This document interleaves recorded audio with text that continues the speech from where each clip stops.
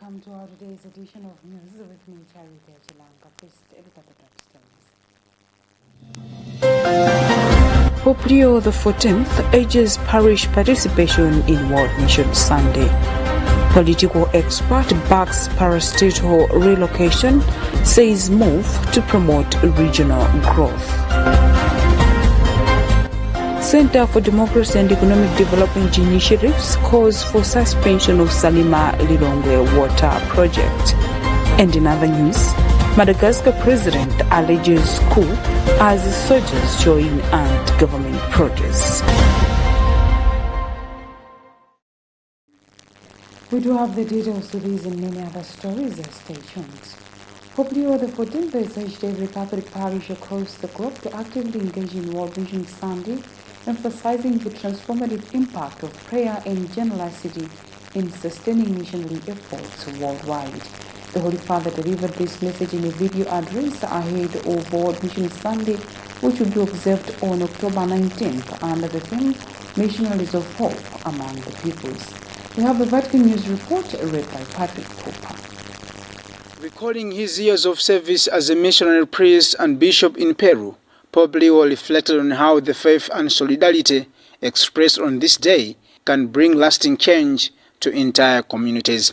He spoke of witnessing firsthand the fruits of missionary support, not only in the building of churches, schools, and clinics, but in the deepening of faith and flourishing of hope among the poor. World Mission Sunday, marked annually on Sunday of October, invites the whole church to unite in prayer for missionaries and for the success of their apostolic labors. The Pope reminded the faithful that participation in this day is not merely symbolic but deeply impactful, enabling programs, pastoral outreach, and material support in mission territories. In his message, Pope Leo XIV encouraged parishes to see World Mission Sunday as a concrete expression of their baptismal vocation and privileged moment to stand in solidarity with those proclaiming the gospel in the world's most remote and challenging regions. Look ahead to October 19. The Holy Father called on believers to renew their commitment to being missionaries of hope, not only through generously giving, but through prayer, witness, and an openness to Spirit's call to mission. Pope Leo XIV concluded by expressing gratitude to all those who, year after year, supporting missionary efforts through prayer and offerings. He imparted his apostolic blessing to all parishes preparing to take part in this global day of solidarity.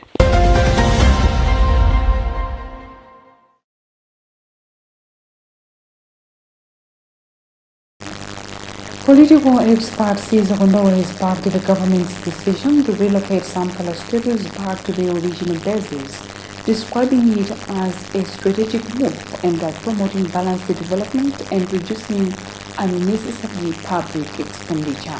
He said the decision reflects the government's genuine intention to spread growth opportunities across the regions, not just the capital.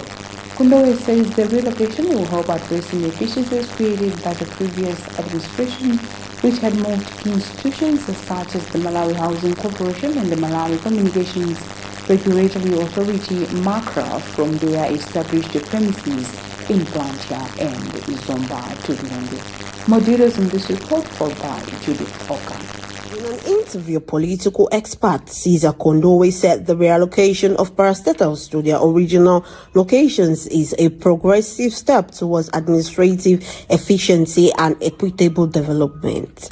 He said the decision will allow institutions to operate from areas where they already have established infrastructure, saving government resources and improving operational coordination. Kondoa further noted that the reallocation will stimulate economic activity in other regions by redistributing institutional presence and creating opportunities for local growth.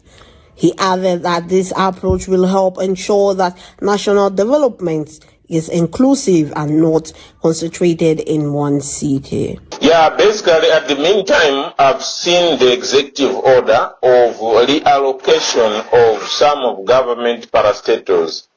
I'm sure the only basis is the previous government they reallocated these institutions from where they were before and took them to Lilongwe by virtue of administrative arrangements.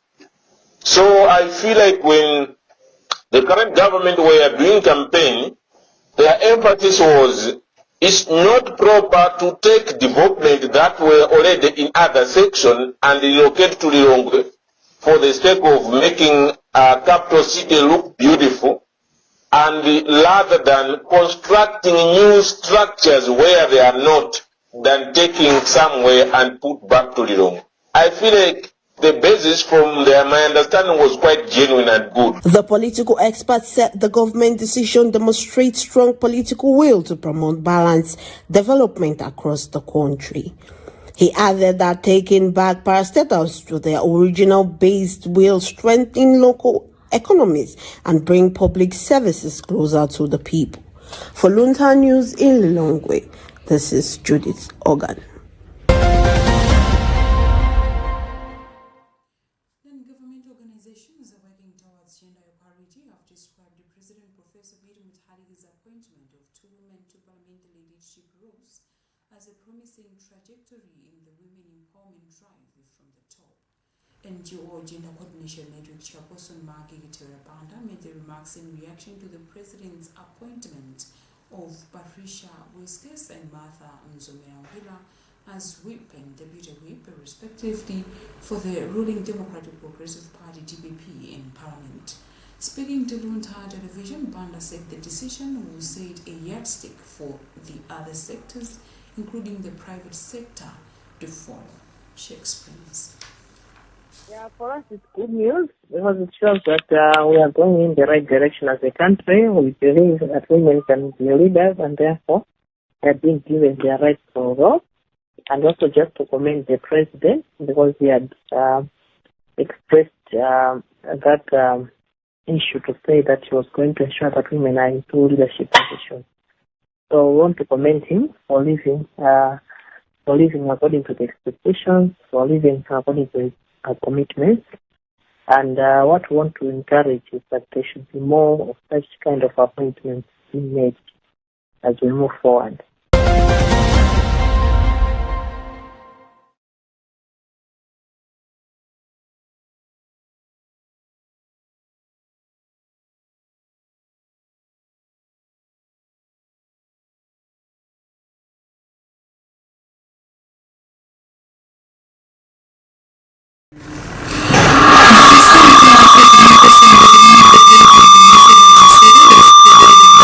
With the Ministry of Finance and Economic Affairs to suspend operations at the Salima Lilongwe Water Supply Company pending a forensic audit. Stated Executive Director Sylvester Mniwa made the call during a press briefing in Lilongwe, stressing the need for transparency and accountability in the Magbillion water project. Namiwa reminded authorities that President Professor Mutaliga, during his inauguration speech, emphasized that Malawians voted against corruption, theft and looting of public resources. Emmanuel Chocha with the details. Namiwa commended government's efforts to providing clean and safe water to residents of Sarima and Lilongwe, saying water is life and access to it remains a fundamental right to every Malawian. However, he expressed concerns over a report of mismanagement and suspected abuse of funds linking to the project. He alleged that in 2024, former Minister of Finance and Economic Affairs, Honorable Simplex Chichola Banda, borrowed 150 billion kwacha from NBS Bank and National Bank of Malawi to finance the project. But the initiative has since been surrounded by serious allegations of corruption and lack of transparency. Namiwa further cited allegations of forex externalization and money laundering, insisting that only comprehensive forensic audit could uncover the truth and restore public confidence in the project. We cannot afford to bury our heads in the sand and ignore serious allegations of money laundering and forex externalization vis-a-vis gross violation of labor and human rights laws. It is for this reason that we are imploring the new Minister of Finance, Honorable Joseph Mwanamveka, to immediately suspend operation at the Salima Lilongwe Water Company. SIDED has also questioned the conduct of Kato Civils, the contractor for the project, accusing the company of employing non-essential staff such as security guards and chefs and importing building materials at a time when Malawi is grappling with acute forex shortage. Namiwa therefore urged government intervention to safeguard national resources and ensure proper accountability. For Luntha News, this is Emmanuel Georgia.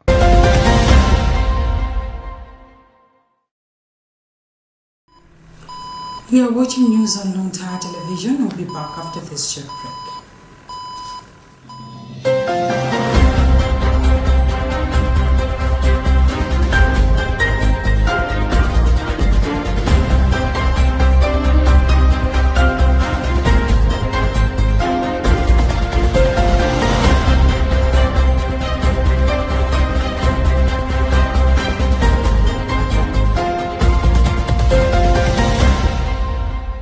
Tired of smell, overflowing toilets, constant emptying, and high maintenance costs?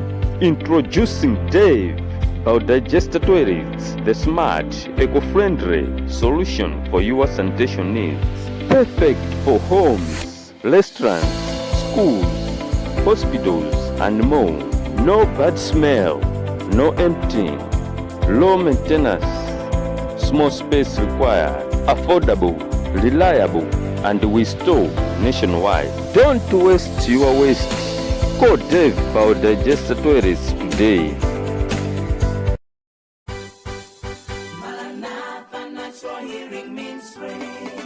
If Maranatha Natural Healing Ministries tikuthandiza mavuto osiyana-siyana. Munthu ine ndakhanda kudwala nthenda ya mgonamgona. Kupita ku chipatala anazota kulu BP yanu yakwera kwambiri. Ndinafika posiya kuona kumakhala nyumba ineyo satuluka. Koma nditakwitsa ntchito mahebo a Maranatha, ululu unatha, ndikuona patali, olomota ndipatsa singano kuti ndike ulusi, ndiyika mbota ineyo. Maumboni ochuluka akuperekedwa tsiku ndi tsiku. Ndi atanti yesa bwinobwino kuchipatala, ndimene amene kuti tikuona kuti munthu otupa ziwiri sakula kwambiri. Komanso mtima wanu kuoneka kudontha madzi. Ndachita ndithu kuchokera ku Maranatha. Chinthu chochinali chotupa. Kuti ndimange tayi ni makanika. Tayi makhapamba pachotupacho. Olo kuti ndimange mabatani zimaoneka kuti mkati mukwakandeka mukanthu kena kake. Umboni ndina kuti ndachira kuchokera ku Maranatha. Ine matenda adandiphata ine adali yasima. Esensani musachedwe pitani ku Maranatha. Maumboni ochuluka akuperekedwa tsiku ndi tsiku. Mukapita ku Maranatha kwa gula mankhwala.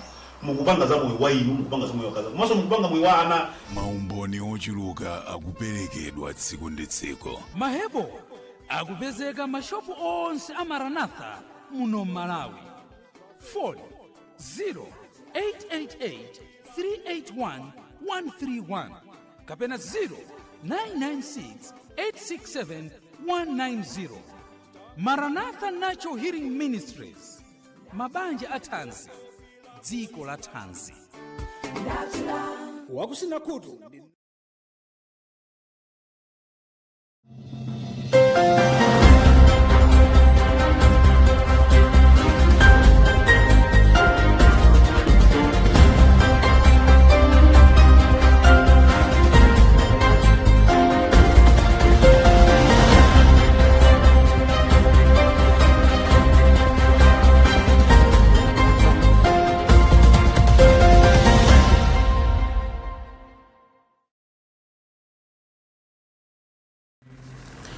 If you've just joined us, I know that you're watching news on Luntha television. Now a reminder of the top stories.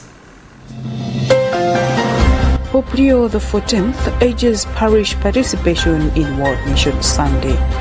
Political expert backs parastatal relocation, says move to promote regional growth.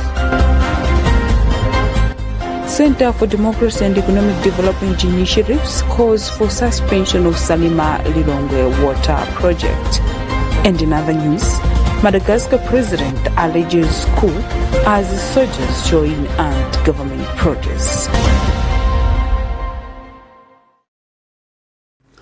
Moving on Luntha News, economic expert Chimamanda Mandira has urged the government to develop favorable policies that can attract investors and stimulate production, noting that Malawi's low productivity stems from outdated technology, inadequate infrastructure, and weak governance structures. He further highlighted that bringing in major investors and multinational corporations would not only inject much needed capital into the economy, but also facilitate technology and skills transfer to Malawians.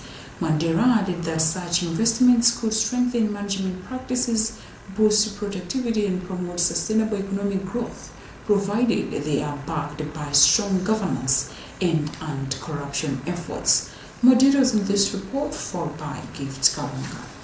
In an interview, economic expert Chimamanda Mandira called on the government to adopt policies that promote investment and enhance production, stressing that Malawi's low productivity is mainly driven by limited use of modern technology, poor infrastructure, insufficient capital, and weak governance systems. He explained that attracting major investors and multinational corporations would not only bring in fresh capital, but also facilitate the transfer of advanced technology and skills to Malawians. He said such investments have the potential to strengthen management practices, boost productivity, and foster sustainable economic growth, provided they are supported by strong governance and robust anti-corruption measures. Mandela also cited Uganda as an example of a country that has made notable progress through the adoption of modern technologies and infrastructure development, adding that Malawi could achieve similar growth by prioritizing these sectors. No, maybe if we look at the key policies to consider, we should maybe consider first what really causes low production and what really creates that particular problem. So, if you look at the driver of low production, either in Malawi or other countries that are affected in similar situations. The expert urged the government to focus on governance reforms and strategic planning, stressing that effective policies are key to transforming Malawi's economy landscape and attracting much-needed investment. For Luntha News, this is Gift Kalonga.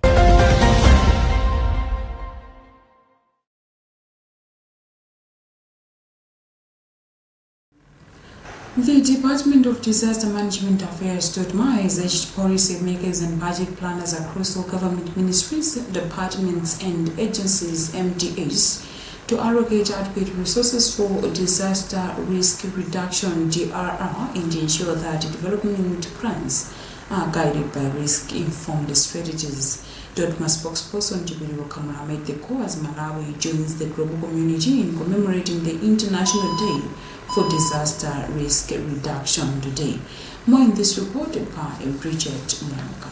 Kamala also urged the private sector to integrate disaster risk conditions into their investment strategies and actively contribute to disaster risk reduction, DRR, and resilience financing. He emphasized that sustainable business growth depends on proactive measures that safeguard communities, infrastructure, and the economy from potential hazards.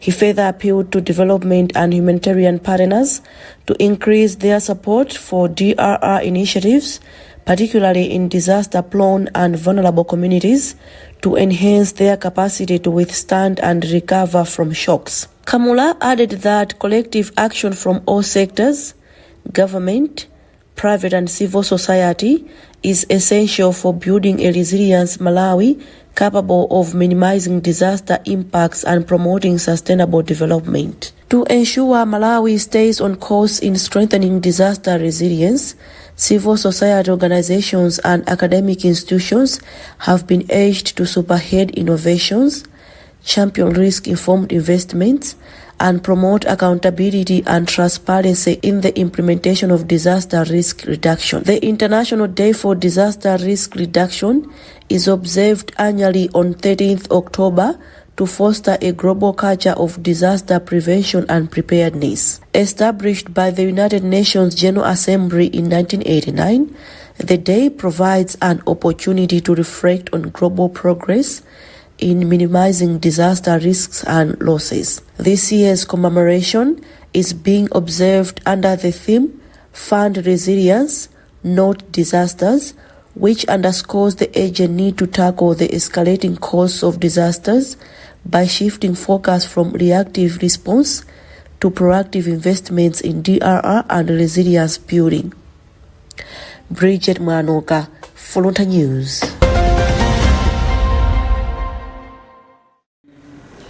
In other news, the Sahel scene unfolded in Madagascar's capital on Sunday as the soldiers were cheered by anti-government protesters, creating a volatile atmosphere after President Andry Rajoelina announced an attempted coup was in progress. The event marks a dramatic escalation in 3 weeks of youth-led protests that have shaken the Indian Ocean nation. We have an African news report being read in our studios by Patrick Cooper. In a stunning display, military personnel stood alongside jubilant demonstrators in Antananarivo, with army leaders openly expressing support for the protest. This fraternization occurred just hours after a statement from President's office alerted the nation to an attempt to seize power illegally and by force. Despite the significant military presence, the day passed without immediate signs of violence, leaving the president's claim and the military's true allegiance in tense and resolved state. The current crisis, the most significant unrest in years, was ignited on September 2005 by Gen Z Madagascar. What began as demonstrations against electricity and water shortages have rapidly escalated into a broad movement against alleged government corruption, nepotism, and the rising cost of living. The UN reports at least 22 fatalities, a figure contested by the government as civic organizations and labor unions have joined the youth-led cause. This situation is laden with historical problems, and the president himself first came to power in 2009 through a military-backed achievement aided by the very same captured unit whose commander now claims to control of the armed forces. His recent attempt to protest by dismissing his cabinet only to appoint military general as a prime minister have failed. As the Gen Z movement, organized online and inspired by upstream abroad, holds its ground, the nation holds its breath, wondering if history is poised to repeat itself.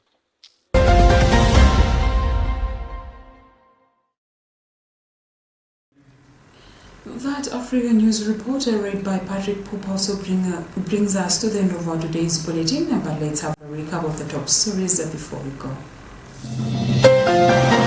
Pope Leo XIV urges parish participation in World Mission Sunday. Political expert backs parastatal relocation, says move to promote regional growth. Center for Democracy and Economic Development Initiatives calls for suspension of Salima Lilongwe water project. And in other news, Madagascar president alleges coup as soldiers join anti-government protests. You've been with me, Charity Shalanga. Thanks for watching. Goodbye.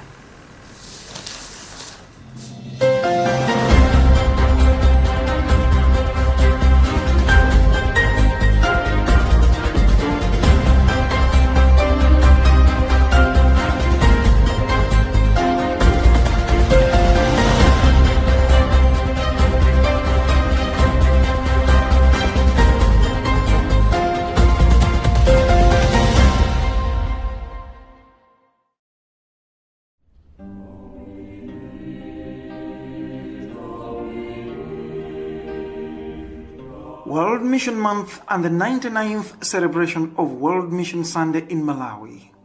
The month of October is known as the World Mission Month to highlight and foster the Catholic Church's global mission spirit, climaxing in World Mission Sunday. World Mission Sunday is an annual event celebrated by the Catholic Church. It takes place on the penultimate Sunday of October and is dedicated to promoting missionary work around the world.